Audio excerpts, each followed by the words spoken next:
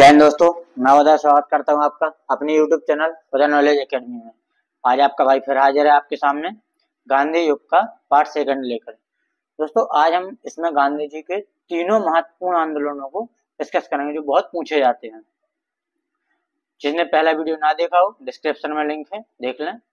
चलिए अपना क्वेश्चन पे चलते हैं, देखते हैं। हम सबसे पहले पढ़ेंगे हम चंपारण सत्याग्रह, जो भारत में गांधी जी का पहला सफल सत्याग्रह था।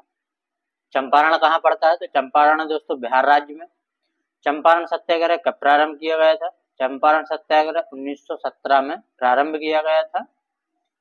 यह गांधी जी का भारत में पहला सफल सत्याग्रह था। दोस्तों क्वेश्चन बहुत पूछा जाता है, वेरी वेरी इंपॉर्टेंट है क्वेश्चन कि गांधी जी का भारत में सफल सत्याग्रह चंपारण सत्याग्रह। देखते हैं इसके बारे में संपूर्ण जानकारी। जिसने पहला वीडियो ना देखा हो डिस्क्रिप्शन में लिंक है, देखना जरूर। कल इसकी मैं आपको पूरी एमसीक्यू लेकर आऊंगा। वीडियो को लाइक शेयर एवं सब्सक्राइब करना ना भूलें। गांधी जी ने दक्षिण अफ्रीका में जॉन रस्किन की पुस्तक अनटू दिस लास्ट, कौन सी? अनटू दिस लास्ट पुस्तक पढ़ी थी। गांधी जी ने अपनी आत्मकथा में बताया कि इस पुस्तक से उनका जीवन को परिवर्तित कर दिया। इस पुस्तक ने उनके जीवन को परिवर्तित कर दिया। इस पुस्तक ने? अनटू दिस लास्ट में। अगले पर चलते हैं। गांधी जी को चंपारण आने तथा कृषकों की समस्या की जांच करने के लिए पंडित राजकुमार शुक्ला ने राजी किया था। मतलब गांधी जी को चंपारण बुलाया था पंडित राजकुमार शुक्ला ने। यह भी बहुत पूछा जाता है दोस्तों। मैं आपके लिए बहुत सिलेक्टेड लाया हूँ, ज्यादा नहीं लाया हूँ। इस सत्याग्रह को एन.जी. रंगा ने महात्मा गांधी के चंपारण सत्याग्रह का विरोध किया था। तो गांधी जी के चंपारण सत्याग्रह का विरोध किसने किया? एन.जी. रंगा ने। ये भी दोस्तों आप याद रखना, एन.जी. रंगा ने। इसी ग्रह के दौरान गांधी जी को महात्मा की उपाधि दी गई थी, तो वो आपको आगे बताऊंगा। चंपारण आंदोलन को तिनकठिया, क्या? तिनकठिया आंदोलन के नाम से भी जाना जाता है। किस नाम से? तिनकठिया आंदोलन के नाम से भी जाना जाता है। आंदोलन लिखा हो या पद्धति लिखा हो तो ये दोनों एक ही चीज है। इस पद्धति के आधार पर किसानों को अपनी जमीन के 3/20 भूभाग पर, कितना? 3/20 भूभाग पर नील की खेती करना अनिवार्य था। दोस्तों अंग्रेजों ने जो हमारे भारतीय किसान थे उनकी जमीन के 3/20 भूभाग पर नील की खेती करना अनिवार्य कर रखा था, क्योंकि नील की खेती करने से भूमि बंजर हो जाती थी, तो किसान करने के लिए राजी नहीं थे और अंग्रेज दबाव बना रहे थे, जिसके विरोध में गांधी जी ने आंदोलन प्रारंभ किया था। दोस्तों इसकी पीडीएफ आपको उदय नॉलेज एकेडमी के टेलीग्राम चैनल पर मिलेगी, जो इसी नाम से है। चंपारण सत्याग्रह के दौरान रविंद्रनाथ टैगोर ने, किसने? रविंद्रनाथ टैगोर जी ने गांधी जी को महात्मा की उपाधि दी थी। ये दोस्तों बहुत इंपॉर्टेंट है, वेरी वेरी वेरी, जितने वेरी लाख उतना इंपॉर्टेंट है। तो गांधी जी को महात्मा की उपाधि कब दी गई थी? किसने दी थी? रविंद्रनाथ टैगोर ने। कब दी गई थी? चंपारण सत्याग्रह के टाइम पर, इसी के उसमें दी गई थी, रविंद्रनाथ टैगोर जी ने दी थी। ये चीजें आपको एक एक पॉइंट याद करना है, इसलिए आपको बार बार बता रहा हूँ। गोरे बागान मालिकों ने, कौन लिखा है? गोरे बागान मालिकों ने लगान एवं अन्य गैर कानूनी करों को मनमाने ढंग से बढ़ा दिया था। जो गोरे बागान मालिक थे उनने किसानों के कर को बढ़ा दिया गया था अपने मनमाने ढंग से। तो गांधी जी ने किसानों के उत्पीड़न के विरोध में यह आंदोलन प्रारंभ किया था। तो ये भी आपको याद रखना है। चंपारण सत्याग्रह किस लिए किया गया था? किसानों के उत्पीड़न के विरोध में किया गया था, गांधी जी ने किया था। इस आंदोलन के दौरान गांधी जी को महात्मा की उपाधि मिली। किसने दी? रविंद्रनाथ टैगोर ने दी थी उपाधि। दोस्तों आपको एक एक फैक्ट याद करना है जो बहुत इंपॉर्टेंट है। ऐसा कोई एग्जाम नहीं होगा जिससे गांधी युग से क्वेश्चन ना पूछे जाएं। अगला है हमारा, मामले की जांच के लिए एक कमेटी गठित की। ये मामला हुआ पूरा, इसकी जांच के लिए कमेटी गठित की, जिसमें गांधी जी को भी सदस्य बनाया गया। आगे चलते हैं। बागान मालिक अवैध वसूली का 25% वापस करने को राजी हुए। जब गांधी जी ने आंदोलन किया तो जो बागान मालिक थे उन्हें जो अवैध वसूली की थी उसका 25% वापसी करने को वो राजी हो गए। इस प्रकार गांधी जी का पहला सत्याग्रह सफल रहा। कितना मिला था? 25% वापस कर दिया गया था। तो गांधी जी का पहला सत्याग्रह सफल रहा था। अगला है हमारा, क्या है? अहमदाबाद मिल मजदूर आंदोलन। जो मिल के मजदूर थे उनमें आंदोलन हुआ था फ्लैग बोनस को लेकर। तो हम देखते हैं इसकी पूरी पृष्ठभूमि को।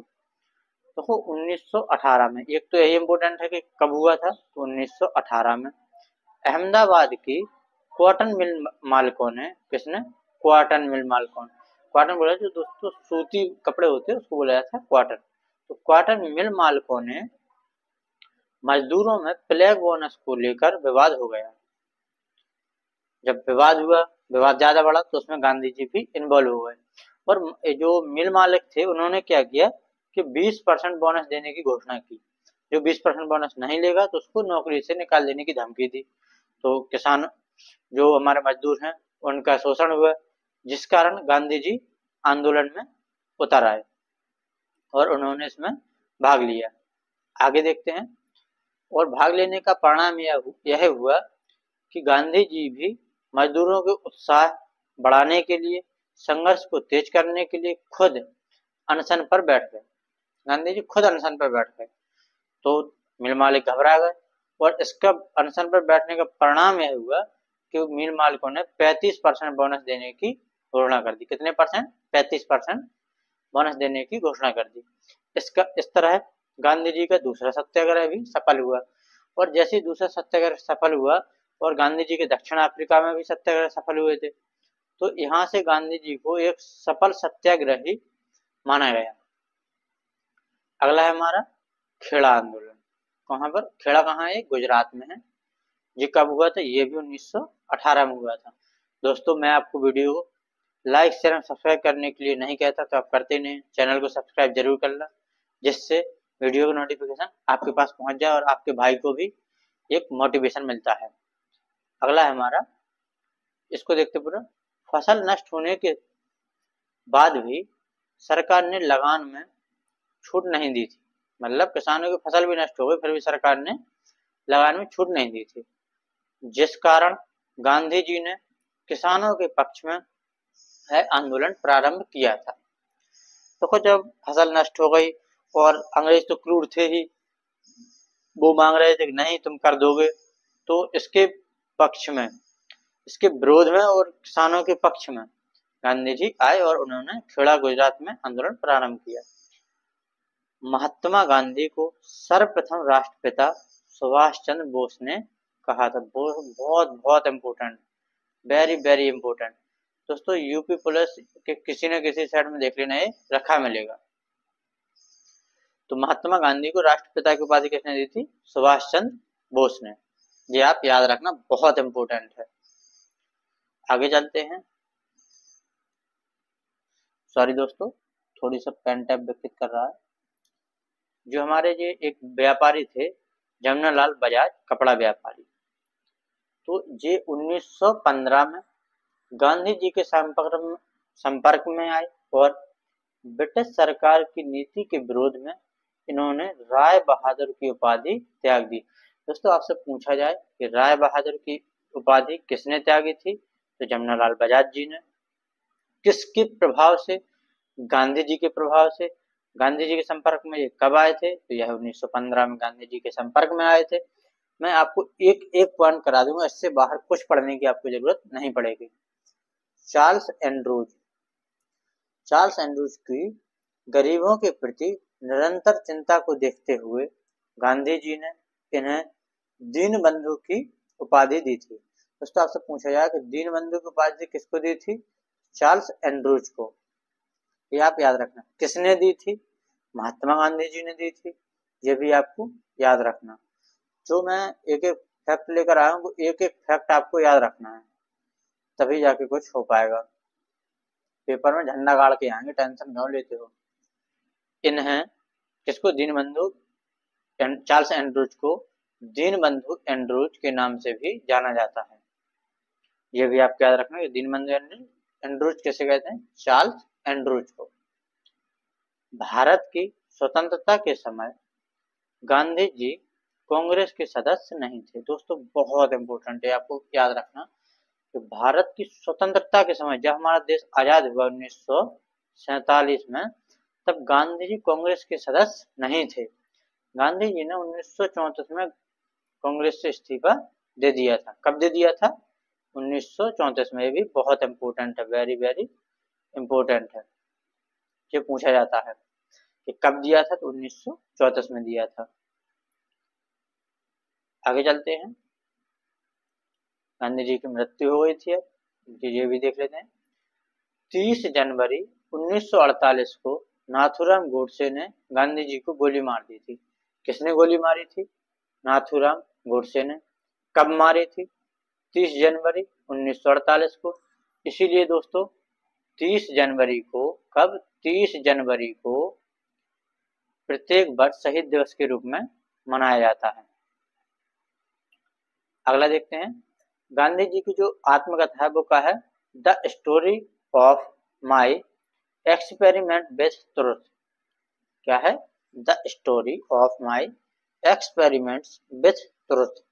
दोस्तों ये याद रखना, ये भी वेरी वेरी इंपॉर्टेंट है। वीडियो पसंद आई हो तो चैनल को लाइक शेयर एंड सब्सक्राइब जरूर करें। और इसका हिंदी अनुवाद है सत्य के प्रयोग। गांधी जी ने इसमें लिखा है कि सत्य के प्रयोग। आगे चलते हैं, गांधी जी की जब मृत्यु हो गई तो उस टाइम के प्रधानमंत्री पंडित जवाहरलाल नेहरू जी ने भाषण में कहा कि हमारे जीवन से प्रकाश चला गया है। हमारे चतुर्दश अंधकार ही अंधकार है। चतुर्दश का मतलब है 10 दिशाओं में, अंधकार ही अंधकार है। मैं नहीं समझ पा रहा हूँ कि आपसे क्या कहूँ और कैसे कहूँ। राष्ट्रपिता जिन्हें हम प्यार से बापू कहते थे, हमारे बीच नहीं रहे। ये किसका भाषण है, ये दोस्तों है उस टाइम के तत्कालीन प्रधानमंत्री जवाहरलाल नेहरू जी का। दोस्तों वीडियो पसंद आई हो तो चैनल को सब्सक्राइब जरूर करें, बेल आइकन जरूर प्रेस करें, जिससे आपको वीडियो का नोटिफिकेशन तुरंत मिल जाए। दोस्तों कल मैं आपको इसके MCQ लेकर आऊंगा, जो बहुत ही इंपॉर्टेंट हो, आपका पूरा टॉपिक रिवाइज हो जाएगा। ऐसे ही हम प्रत्येक एक टॉपिक को करते चलेंगे और हम पूरी हिस्ट्री कवर कर लेंगे और अपना ऐसे ऐसे पूरा सिलेबस भी कवर कर लेंगे। बहुत जल्द आपके लिए मैथ लेकर के भी आऊँगा। चैनल को आप सब्सक्राइब जरूर कर लें, बेल आइकन जरूर प्रेस कर लें। जय हिंद, जय भारत, स्वस्थ रहो, मस्त